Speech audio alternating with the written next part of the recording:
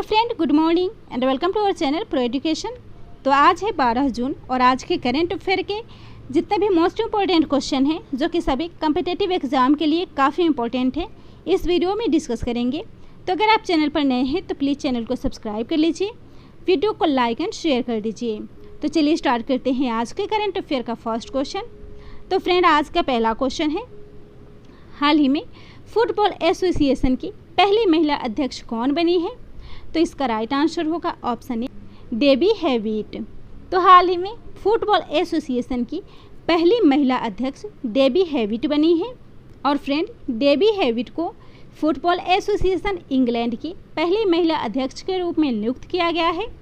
तो football association England, जिसका गठन 1986 में हुआ था और इसने 2018 में परसू ऑफ प्रोग्रेस नाम से एक पहल की शुरुआत की थी। और एफए यानी कि फुटबॉल एसोसिएशन इंग्लैंड में स्थित फुटबॉल की एक गवर्निंग बॉडी है। तो फ्रेंड, इस क्वेश्चन में बात हो रही है डेबी हैविट की, जो कि हाल ही में एफए इंग्लैंड की पहली महिला अध्यक्ष बनी है।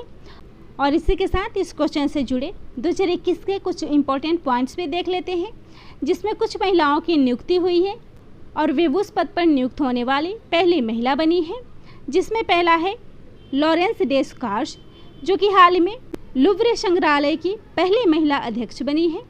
वहीं क्रिस्टिन वर्मुथ अमेरिकी सीनेट में पहली महिला सेना सचिव बनी है। जगजीत पवाड़िया अंतर्राष्ट्रीय नारकोटिक्स नियंत्रण बोर्ड की पहली महिला अध्यक्ष बनी है। वहीं आश्रिता विओलेटी भारत की पहली फायर टेस्ट इंजीनियर बनी है। और मार्था करम्बुकुम केन्या की पहली महिला मुख्य न्यायाधीश बनी है। अगला क्वेश्चन है, ग्लोबल लिवेबिलिटी इंडेक्स 2021 में किस शहर को शीर्ष स्थान प्राप्त हुआ है? तो इसका राइट आंसर होगा ऑप्शन बी, ऑकलैंड। तो फ्रेंड, ऑकलैंड जो कि न्यूजीलैंड का एक शहर है और हाल ही में जारी ग्लोबल लिवेबिलिटी इंडेक्स 2021 में इसे शीर्ष स्थान प्राप्त हुआ है। तो फ्रेंड, ग्लोबल लिवेबिलिटी यानी कि जीवित रहने योग्य शहर इंडेक्स को जारी की गई है, जिसमें न्यूजीलैंड और ऑस्ट्रेलिया के शहर को शीर्ष स्थान प्राप्त हुआ है। तो न्यूजीलैंड के ऑकलैंड को कोविड-19 के विस्तार को नियंत्रित करने के लिए यह सर्वश्रेष्ठ स्थान प्राप्त हुआ है। वहीं जापान के ओसाका शहर दूसरे स्थान पर और ऑस्ट्रेलिया के एडिलेड शहर को तीसरा स्थान प्राप्त हुआ है। वहीं सीरिया की राजधानी दमिश्क की स्थिति सबसे खराब रही है और इस रिपोर्ट को जारी किया है इकोनॉमिस्ट इंटेलिजेंस यूनिट ने। तो फ्रेंड, इस इंडेक्स में रहने वाले दुनिया के शीर्ष 10 रहने योग्य शहरों की सूची को देख लेते हैं, जिसमें पहला है ऑकलैंड, जो कि न्यूजीलैंड का शहर है। दूसरे स्थान पर है ओसाका, जो कि जापान का शहर है। तीसरे स्थान पर स्थित है ऑस्ट्रेलिया का एडिलेड। चौथे स्थान पर न्यूजीलैंड का वेलिंगटन। पाँचवें स्थान पर जापान का टोक्यो। छठे स्थान पर ऑस्ट्रेलिया का पर्थ। सातवें स्थान पर स्विट्जरलैंड का ज्यूरिख। वहीं आठवें स्थान पर स्विट्जरलैंड का जिनेवा और 9वें स्थान पर ऑस्ट्रेलिया का मेलबर्न और 10वें स्थान पर है ऑस्ट्रेलिया का ब्रिस्बेन। और फ्रेंड, इसी के साथ दुनिया के सबसे कम रहने वाले 5 शहरों की सूची भी देख लेते हैं, जिसकी स्थिति सबसे खराब है, जिसमें पहला है दमिश्क, जो कि सीरिया की राजधानी है। दूसरे स्थान पर है नाइजीरिया का लागोस। तीसरे स्थान पर है पापुआ न्यू गिनी का पोर्ट मोरेस्बी। चौथे स्थान पर है बांग्लादेश का ढाका और 5वें स्थान पर है अल्जीरिया की राजधानी अल्जियर्स। अगला क्वेश्चन है, हाल ही में एलआईसी के अध्यक्ष के रूप में किसे नियुक्त किया गया है? तो फ्रेंड, इसका राइट आंसर होगा ऑप्शन डी, एमआर कुमार। तो हाल ही में एमआर कुमार को एक बार फिर से एलआईसी के अध्यक्ष के रूप में नियुक्त किया गया है। भारतीय जीवन बीमा निगम के अध्यक्ष के रूप में एमआर कुमार के कार्यकाल को 2 वर्षों के लिए बढ़ा दिया गया है और अब नए कार्यकाल के तहत एमआर कुमार 13 मार्च 2022 तक अपने पद पर बने रहेंगे और आगामी 30 जून 2021 को उनका कार्यकाल समाप्त होने वाला था। तो इसमें बात हो रही है एलआईसी यानी कि life insurance corporation of India की, जो कि भारतीय जीवन बीमा निगम या फिर एलआईसी के नाम से जाना जाता है। और यह भारत की सबसे बड़ी जीवन बीमा कंपनी है और देश की सबसे बड़ी निवेशक कंपनी है और यह पूरी तरह से भारत सरकार के स्वामित्व वाली कंपनी है। इसकी स्थापना हुई थी 1 सितंबर 1956 को। इसका मुख्यालय है मुंबई, महाराष्ट्र। इसके अध्यक्ष हैं EMR कुमार। अगला क्वेश्चन है, बेनेटेडो विग्ना किस स्पोर्ट्स कार कंपनी के नए CEO बनाए गए हैं? तो इसका राइट आंसर होगा ऑप्शन डी, फेरारी। तो फ्रेंड, हाल ही में बेनेटेडो विग्ना फेरारी के नए CEO नियुक्त हुए हैं और बेनेटेडो विग्ना जॉन एल्कैन की जगह लेंगे।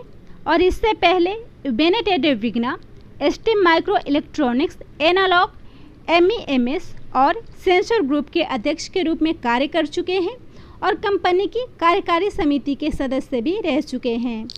तो इसमें बात हो रही है फेरारी की, जो कि इटली के मारानेलो में स्थित इतावली लग्जरी स्पोर्ट्स कार की निर्माता कंपनी है। फेरारी के संस्थापक है एंजो फेरारी। फेरारी की स्थापना हुई थी 1947 में इटली में और फेरारी का मुख्यालय है मारानेलो, इटली। अगला क्वेश्चन है, ड्राफ्ट मास्टर प्लान ऑफ 2041 किस राज्य या केंद्र शासित प्रदेशों से संबंधित है? तो इसका राइट आंसर होगा ऑप्शन सी, दिल्ली। तो friend, draft master plan of 2041 Delhi से संबंधित है और इस प्लान का पूरा नाम draft master plan of Delhi 2041 है, जो अगले 45 दिनों के लिए सार्वजनिक जांच के लिए खोला गया है। और यह मास्टर प्लान दस्तावेजों, पर्यावरण और प्रदूषण से निपटने पर केंद्रित है और इसका लक्ष्य है दिल्ली को रहने योग्य और सुरक्षित बनाना, बेहतर आर्थिक अवसर प्रदान करना और इसके साथ ही सभी के लिए आवास की पेशकश करना। और यह किफ़ायती और किराए के आवास पर भी जोर देता है और दिल्ली के पुराने क्षेत्रों का पुनर्विकास करना। तो मास्टर प्लान ऑफ दिल्ली 2041, यह योजना GIS आधारित होगी और इस प्रकार प्रत्येक सेवा, भूमि उपयोग और बुनियादी ढांचों को डिजिटल रूप से मैप करने के बाद जोनल योजनाएं तैयार की गई है और यह एक रणनीतिक और सक्षम ढांचा है जो दिल्ली में विकास का मार्गदर्शन करेगी।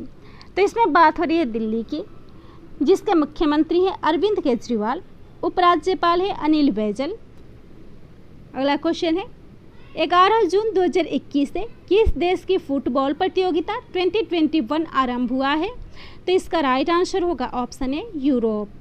तो हाल ही में यूरोपीय फुटबॉल प्रतियोगिता यूरो फुटबॉल टूर्नामेंट 2020 हाल ही में आरंभ हुआ है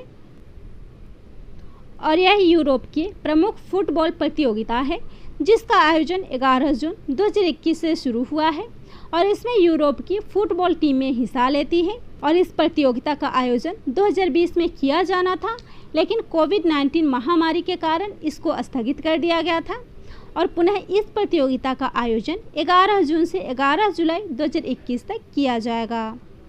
और यूरो 2020 में भाग लेने वाली टीमें हैं ऑस्ट्रिया, बेल्जियम, क्रोएशिया, चेक गणराज्य, Denmark, England, Finland, France, Germany, Hungary, Italy, Netherland, North Macedonia, Poland, पुर्तगाल, रूस, Scotland, Slovakia, Spain, Sweden, Switzerland, तुर्की, यूक्रेन और वेल्स।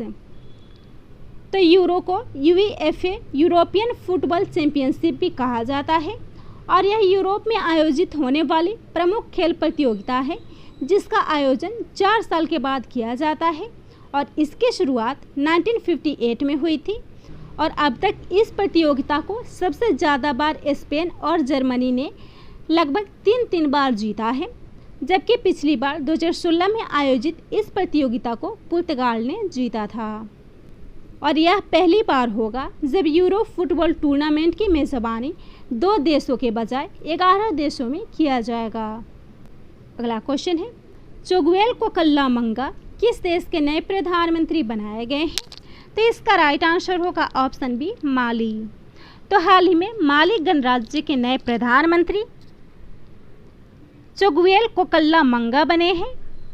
और फ्रेंड, माली गणराज्य के पूर्व प्रधानमंत्री मोक्टर ओउने ने देश के मध्य में बढ़ती हिंसा से निपटने और पिछले माह होने वाले नरसंहार को लेकर हुई आलोचनाओं के बाद अपनी पूरी सरकार के साथ अपने पद से इस्तीफा दिया है और अब उनकी जगह माली गणराज्य के नए प्रधानमंत्री चोगुएल कोकल्लामंगा बनाए गए हैं।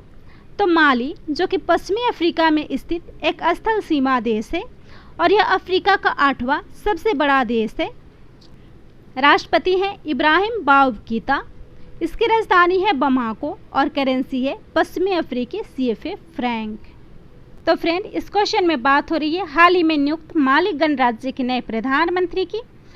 तो इससे जुड़े करंट अफेयर के कुछ इंपॉर्टेंट पॉइंट्स हैं, जिसमें कुछ और देशों में हाल ही में प्रधानमंत्री नियुक्त किए गए हैं, उन्हें भी देख लेते हैं। जिसमें हाल ही में नेपाल के प्रधानमंत्री खड़ग प्रसाद ओली को बनाया गया था, लेकिन किन्हीं कारणोंवश फिर से इस चुनाव को खारिज कर दिया गया। अगला है अफगानिस्तान। तो अफगानिस्तान के प्रधानमंत्री हैं अब्दुल्ला। आयरलैंड के प्रधानमंत्री हैं माइकल मार्टिन। इजराइल के प्रधानमंत्री हैं नफ्ताली बेनेट। वही कांगो गणराज्य के प्रधानमंत्री हैं कोलिनेट मकाशो। और सामोआ की पहली महिला प्रधानमंत्री बनी है फेमे नाओमी मताफा।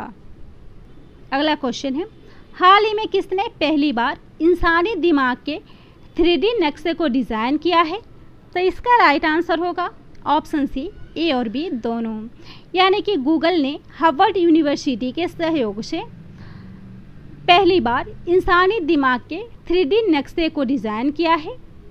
तो फ्रेंड, गूगल जिसने हार्वर्ड विश्वविद्यालय के सहयोग से इंसानी दिमाग के एक छोटे से हिस्से का सबसे बड़ा नक्शा बनाया है, जिसमें लगभग 50,000 कोशिकाएं शामिल हैं। और दिमाग के इस 3D नक्शे से दुनिया भर के शोधकर्ताओं को बेहद बारीकी से दिमाग पर शोध करने में मदद मिलेगी और इससे उन्हें भावनाओं के बनने, पहचान क्षमता को विकसित होने तथा बीमारियों के पनपने के कारणों का पता लगाने में मदद मिलेगी। तो इसको बनाया है गूगल ने, जिसके CEO हैं सुंदर पिचाई। स्थापना हुई थी 4 सितंबर 1998 को कैलिफोर्निया, संयुक्त राज्य अमेरिका में, और इसके संस्थापक है लैरी पेज और सर्जी ब्रिन। अगला क्वेश्चन है, हाल ही में थेल्स ने किसे भारत के उपाध्यक्ष और डायरेक्टर के रूप में नियुक्त करने की घोषणा की है? तो इसका राइट आंसर होगा ऑप्शन सी, आशीष सराफ। तो हाल ही में आशीष सराफ, जिन्हें थेल्स ने भारत के उपाध्यक्ष और डायरेक्टर के रूप में नियुक्त करने की घोषणा की है।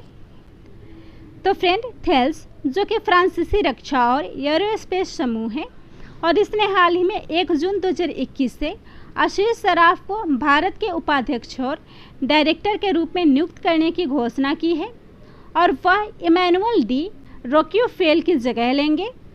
तो थेल्स में शामिल होने से पहले आशीष सराफ भारत और दक्षिणी एशिया के क्षेत्र के लिए एयरबस हेलीकॉप्टरों के अध्यक्ष और प्रमुख थे। तो इस क्वेश्चन में बात हो रही है थेल्स समूह की, जो कि विद्युत प्रणालियों का निर्माण करता है और एरोस्पेस, रक्षा इत्यादि के लिए सेवाएं प्रदान करता है। और आज का लास्ट क्वेश्चन है, हाल ही में UK एशियन फिल्म फेस्टिवल में किस भारतीय ने सर्वश्रेष्ठ अभिनेत्री का पुरस्कार जीता है? तो इसका राइट आंसर होगा ऑप्शन ए, तिलोत्तमा सोम।